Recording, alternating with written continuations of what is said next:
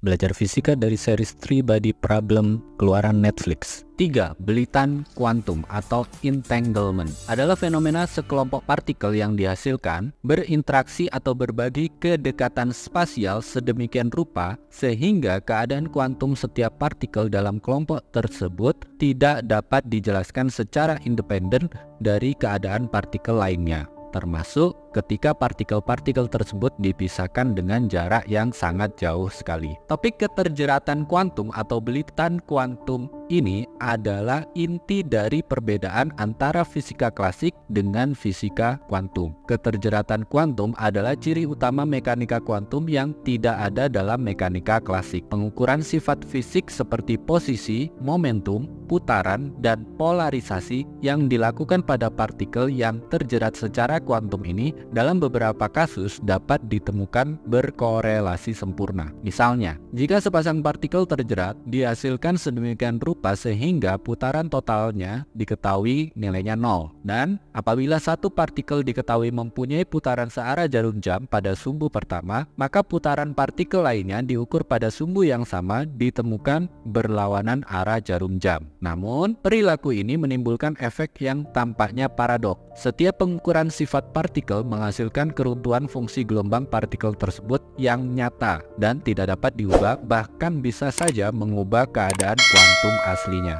Dengan partikel yang terjerat secara kuantum, pengukuran tersebut mempengaruhi sistem yang terjerat secara keseluruhan. Menurut beberapa interpretasi mekanika kuantum, efek dari satu pengukuran terjadi secara instan. Interpretasi lain yang tidak mengakui keruntuhan fungsi gelombang terbantahkan, sebab efek itu memang benar adanya. Namun, semua penafsiran sepakat bahwa keterjeratan kuantum menghasilkan korelasi antar pengukuran dan bahwa informasi timbal balik antar partikel-partikel yang terjerat secara kuantum dapat dieksploitasi. Akan tetapi, transmisi informasi apapun dengan kecepatan lebih cepat dari kecepatan cahaya adalah mustahil. Jadi, meskipun ada anggapan populer yang sebaliknya, keterikatan kuantum tidak dapat digunakan untuk komunikasi yang lebih cepat dari cahaya. Keterikatan kuantum telah dibuktikan secara eksperimental dengan foton pada tahun 1967, lalu dengan elektron pada tahun 2015, dan bahkan percobaan terhadap berlian kecil pada tahun 2011.